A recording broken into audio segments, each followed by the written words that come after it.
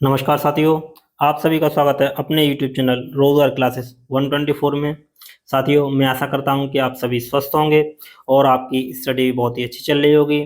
साथियों, जैसा कि आप सभी को पता है कि आरआरबी एनटीपीसी जो CBT 2 का जो ग्रेजुएट का एग्ज़ाम है वो 13 अक्टूबर यानी परसों होने वाला है। तो साथियों, उसी को देखते हुए हम जो करंट अफेयर्स के जो इम्पोर्टेंट टॉपिक हैं उन्हें देख रहे थे। तो आज हम बात करेंगे जो पर्यावरण और पारिस्थितिकी तंत्र के करंट अफेयर्स के बारे में, जहाँ से अक्सर एग्जाम में क्वेश्चन पूछे जाते हैं। तो साथियों, समय कम है तो कोशिश करेंगे हम कम से कम समय में आपका रिवीजन करा सकें। तो साथियों, वीडियो अच्छा लगे तो प्लीज़ लाइक शेयर और सब्सक्राइब करना ना भूलना। तो चलिए देर ना करते हुए वीडियो स्टार्ट करते हैं। साथियों, हम देख लेते हैं कि कौन से अधिनियम जो पर्यावरण से संबंधित हैं वो किस डेट में आए थे। यहाँ से क्वेश्चन पूछ लेता है। तो साथियों, स्टार्ट करते हैं। पहला है कि जो भारतीय वन जीव अधिनियम कब आया था। साथियों, ये कन्फ्यूजन नहीं होना है। भारतीय वन जीव अधिनियम और भारतीय वन्य जीव अधिनियम, इन दोनों में कन्फ्यूजन नहीं होना है। पूछे भारतीय वन जीव अधिनियम ये कब आया था, ये आया था 1927 में। और भारतीय वन्य जीव अधिनियम, तो भारतीय वन्य जीव अधिनियम यानी भारतीय वन्य जीव संरक्षण अधिनियम या भारतीय वन्य जीव अधिनियम ये आया था 1972 में। तो भारतीय वन जीव आए तो 1927 और वन्य जीव आए तो 27 को उल्टा कर देंगे यानी 1972 में। तो इसमें कंफ्यूजन नहीं होना है।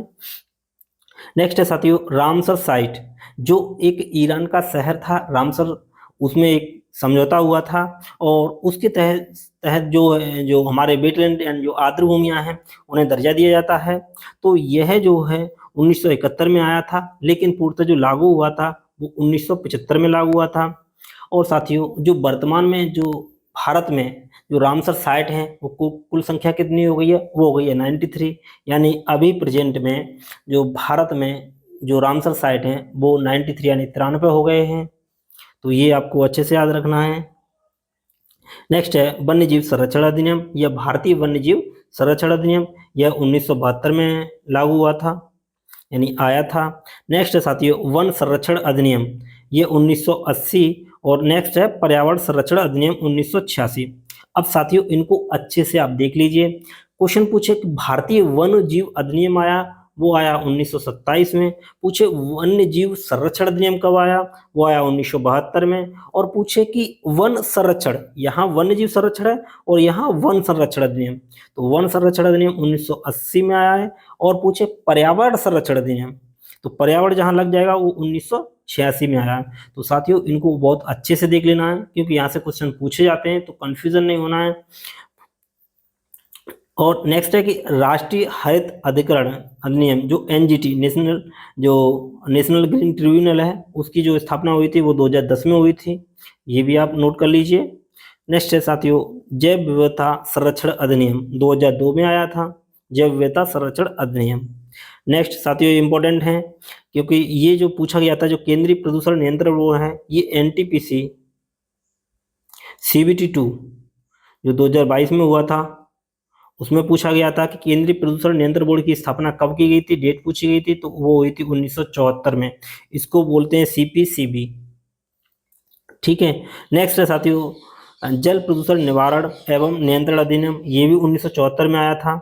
और नेक्स्ट है कि वायु प्रदूषण निवारण अधिनियम, तो ये 1981 में आया है। तो केंद्रीय प्रदूषण नियंत्रण बोर्ड की स्थापना हुई तो 1974 में, और उसी के साथ ही ये जल प्रदूषण निवारण एवं नियंत्रण जो अधिनियम आया है वो आया है 1974 में। नेक्स्ट जो आया है वायु प्रदूषण निवारण अधिनियम, तो वायु जो आया है वो 1981 में और जल आया है 1974 में। ठीक है।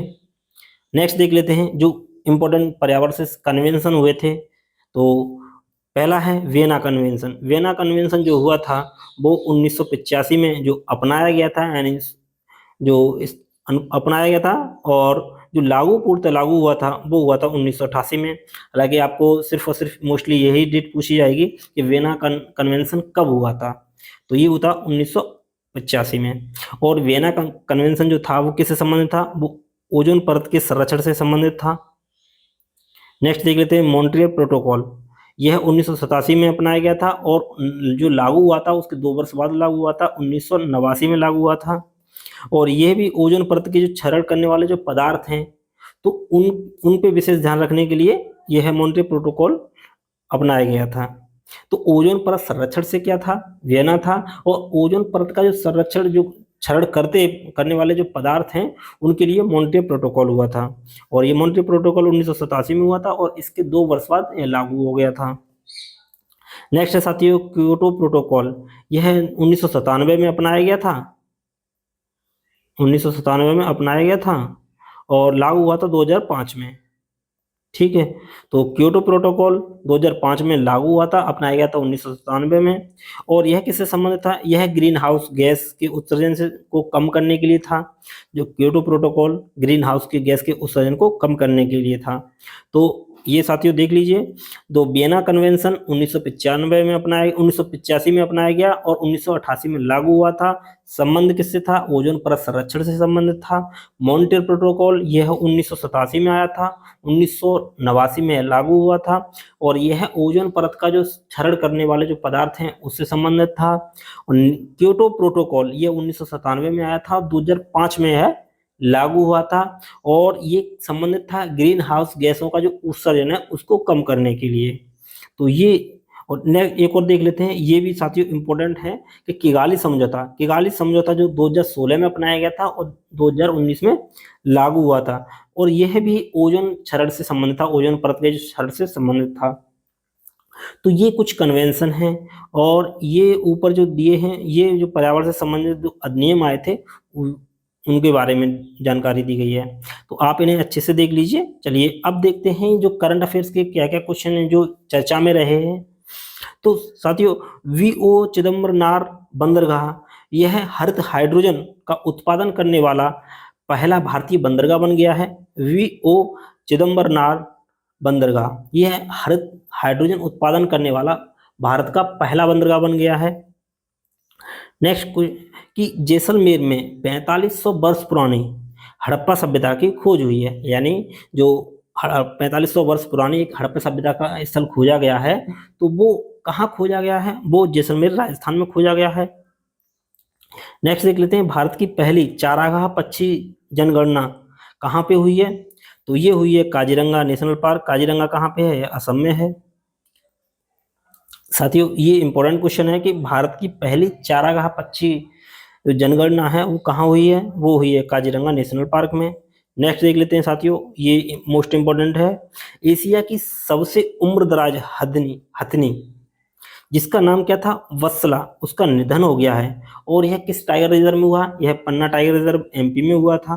साथियों ये से क्वेश्चन पूछे जाते हैं तो आप इन पे जो है 5 स्टार लगा लीजिए। हालांकि हमने जो लिए हैं वो मोस्ट इंपॉर्टेंट क्वेश्चन लिए हैं, तो आप इसे कम से कम 1-2 बार तो देखिए ही देखिए, जिससे आप एनवायरनमेंट के क्वेश्चन टेकल कर पाएं। तो ये क्वेश्चन है कि एशिया की सबसे उम्रदराज हथनी का जो निधन हो गया है वो किस टाइगर रिजर्व में हुआ है, वो हुआ है पन्ना टाइगर रिजर्व एमपी में हुआ है। तो उस हथनी का नाम क्या था, तो नाम भी पूछ सकता है, उसका नाम था वत्सला। ये आपको अच्छे से ध्यान रखना है क्योंकि शायद एएलपी वगैरह में पूछा गया था ये क्वेश्चन, जब ये बहुत पुराना क्वेश्चन था तो एक्सपायर हुए थे, उसका नाम पूछा गया था। नेक्स्ट है कि यूथालिया मलक्काना एक तितली का नाम है, एक तितली की प्रजाति है, तो उसकी खोज कहाँ की गई है, वो की गई है अरुणाचल प्रदेश में। तो अरुणाचल प्रदेश में एक तितली की नई प्रजाति की खोज की गई है, तो उसका नाम क्या है, तो उसका नाम है यूथालिया मलक्काना। साथियों ये इंपॉर्टेंट है, इसको हम बहुत बार करा चुके हैं कि नाट्यशास्त्र एवं भगवत गीता को यूनेस्को की मेमोरी ऑफ द रजिस्टर में शामिल किया गया है। तो यह उससे क्वेश्चन पूछा जाएगा कि यूनेस्को की मेमोरी ऑफ द रजिस्टर में शामिल होने वाले भारत के 2 प्रमुख शास्त्र तो कौन है, नाट्यशास्त्र और भगवत गीता हैं। नेक्स्ट साथियों, बोत्सवाना से 8 चीते लाए जाएंगे और यह है गांधी सागर, यहाँ गांधी सागर है, गांधी सागर जो अभ्यारण्य है उसमें लाए जाएंगे। ठीक है, तो बोत्सवाना से लाए जाएंगे 8 चीते और गांधी सागर जो अभ्यारण्य है यह एमपी में है, वहां पे लाए जाएंगे। नेक्स्ट है कि इंदौर और उदयपुर को वेटलैंड की सिटी के रूप में नामित किया गया है, यानी इंदौर और उदयपुर को वेटलैंड सिटी के रूप में मान्यता दे दी गई है। नेक्स्ट देखते हैं, छत्तीसगढ़ वन पारिस्थितिकी तंत्र को हरित सकल घरेलू उत्पाद जोड़ने वाला पहला राज्य बना है। तो साथियों, छत्तीसगढ़ वन पारिस्थितिकी तंत्र को हरित सकल घरेलू उत्पाद से जोड़ने वाला पहला राज्य बन गया है। ये भी साथियों इंपॉर्टेंट क्वेश्चन है। साथियों, वीडियो अच्छा लग रहा हो तो प्लीज़ लाइक शेयर और सब्सक्राइब करना ना भूलिए। हम थोड़ा फास्ट चल रहे हैं क्योंकि समय कम है। हालांकि ये वीडियो आपको ग्रुप डी में भी हेल्प देगा। तो चलिए नेक्स्ट देखते हैं कि माधवगढ़ नेशनल पार्क जो बना है वो भारत का कैवा टाइगर रिजर्व बना है, वो 58वां टाइगर रिजर्व बना है और यह कहाँ है, एमपी में है। और भारत का जो 57वां टाइगर रिजर्व था उसका नाम था रातापानी टाइगर रिजर्व, ये भी एमपी में था। और 56वां जो टाइगर रिजर्व था गुरु घासी दास तिमोर पिंगला टाइगर रिजर्व, तो ये कहाँ था, छत्तीसगढ़ में। तो 56वां गुरु घासीदास तिमोर पिंगला टाइगर रिजर्व यह छत्तीसगढ़ में, 57वां रातापानी टाइगर रिजर्व एमपी में और 58वां भी एमपी में, तो उसका नाम है माधवगढ़ नेशनल पार्क। ठीक है, ये आपको देखने हैं। नेक्स्ट साथियों, प्राणहिता वन्यजीव अभ्यारण्य। तो प्राणहिता वन्यजीव अभ्यारण्य कहाँ है, यह तेलंगाना में है। नेक्स्ट है कि गुजराई सौर ऊर्जा स्टेशन कहाँ पे है, तो गुजराई सौर ऊर्जा स्टेशन कहाँ पे है, तो यह यूपी में है। और साथियों, यूपी में जो यूपी का सरयू है वहाँ पे पहला कछुआ संरक्षण रिजर्व बनेगा। सरयू जो नदी है वहाँ पे पहला कछुआ संरक्षण रिजर्व बनेगा यूपी के सरयू में। ठीक है, तो यूपी से दो क्वेश्चन है, एक गुजराई सौर ऊर्जा से स्टेशन कहाँ है, तो वो यूपी में है। और पहला कछुआ संरक्षण रिजर्व कौन बनाएगा, ये यूपी ही बनाएगा। नेक्स्ट साथियों, वेनेजुएला अपने सभी ग्लेशियर खोने वाला पहला देश बन गया है। साथियों, ये भी मोस्ट इंपॉर्टेंट है कि ऐसा कौन सा देश है जिसमें अब एक भी ग्लेशियर नहीं है, उसने अपने जो भी ग्लेशियर थे वो सब खो दिए हैं, वो बचा नहीं पाया, मतलब कोई भी अपना ग्लेशियर को सेफ नहीं कर पाया, वो है वेनेजुएला। नेक्स्ट साथियों, ये साथियों आप इसको भी 5 स्टार लगा लीजिए। ये क्वेश्चन है कि जयंती मूर्ति ये बेंगलुरु के प्रोफेसर, उनके नाम पे एक क्षुद्र ग्रह का नाम रखा जाएगा। तो एक क्षुद्र ग्रह का जो नाम रखा जाएगा वो किसके नाम पे रखा जाएगा, जयंती मूर्ति के नाम पे। तो जयंती मूर्ति कौन है, वो हैं बेंगलुरु के प्रोफेसर। नेक्स्ट साथियों, चांगी हवाई अड्डा यह सिंगापुर का है, यह विश्व का सबसे सर्वश्रेष्ठ हवाई अड्डा बना है। तो चांगी हवाई अड्डा यह कहाँ पे है, सिंगापुर में, यह विश्व का सबसे सर्वश्रेष्ठ हवाई अड्डा बना है। अब साथियों देख लेते हैं कुछ प्रोजेक्ट जो भारत में लाए गए थे वन्य जीवों, यानी जो हमारे जैसे कश्मीर वो हो गए, गिरी शेर हो गए, टाइगर हो गए, कछुआ हो गए, उनके संरक्षण के लिए ये लाए गए थे। तो पहला है प्रोजेक्ट हंगुल कश्मीर। चलिए देख लेते हैं। पहला है project hangul public Kashmir stack, तो यह आया था 1970 में। नेक्स्ट है गिर शेर परियोजना जो आई थी 1972 में, यानी इसके 2 वर्ष बाद आ गई थी। और उसके बाद है प्रोजेक्ट टाइगर, प्रोजेक्ट टाइगर 1973 में आया था। तो साथियों, गिर शेर परियोजना जो आई थी वो 1972 में आई थी और प्रोजेक्ट टाइगर 1973 में आया था। नेक्स्ट है कछुआ संरक्षण अधिनियम, यह 1975 में आया था। और नेक्स्ट है कि प्रोजेक्ट एलिफेंट, तो प्रोजेक्ट एलिफेंट जो अधिनियम आया था वो कब आया था, 1992 में आया था। साथियों ये इंपॉर्टेंट है, माइक, ये हाथियों की जो अवैध हत्या की जाती है उनकी निगरानी के लिए ये शुरू किया गया था। ये कब शुरू किया गया था, 2003 में, सॉरी। नेक्स्ट है साथियों गिद्ध संरक्षण अधिनियम 2006। नेक्स्ट है प्रथम गैंडा पुनर्वास योजना, यह यूपी के दुधवा नेशनल पार्क में शुरू की गई, यह आई थी 1984 में। तो प्रथम गैंडा पुनर्वास योजना दुधवा नेशनल पार्क 1984 में शुरू की गई थी।